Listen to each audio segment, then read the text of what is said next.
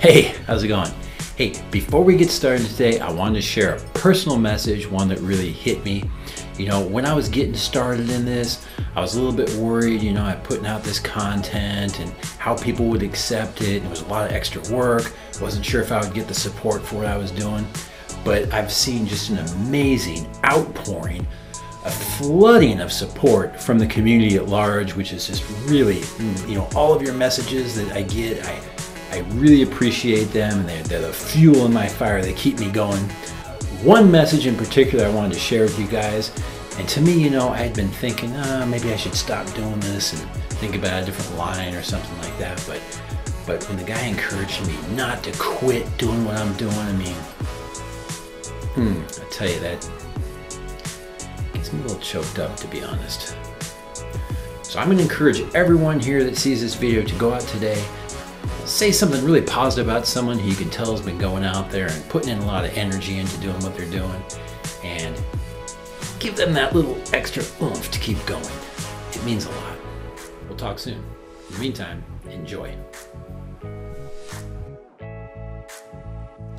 So Microboom V3 foliar beans, saw almost 5 bushel.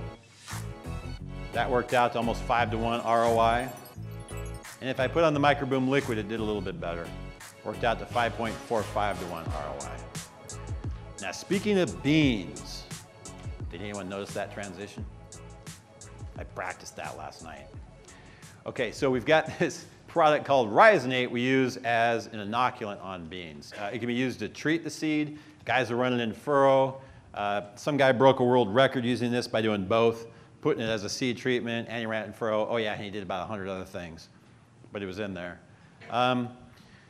So like other soybean inoculants, it's got like all these different strains of rhizobia and all these things going on, and that's cool. But you know, we start working with these high yielding guys, they say, well, you know, we get up to like 70, 75 bushel, and it's like, just kind of run out of the ability for the nodulation to supply the nitrogen necessary to go much above that.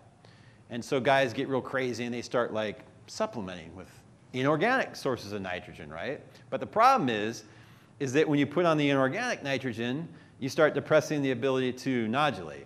So it becomes like this slippery slope where before you know it, you're applying all the nitrogen for the entire crop of 110 bushel or whatever you're doing.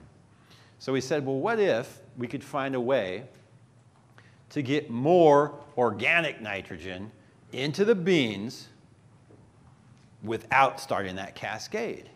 And so what we did was we included free-living nitrogen-fixing bacteria in the RizNate, which means they live out in the soil, they're not nodulating, they're just doing their happy dance out here and they're doing their thing, and then they come to the root zone to feed on the root exudates.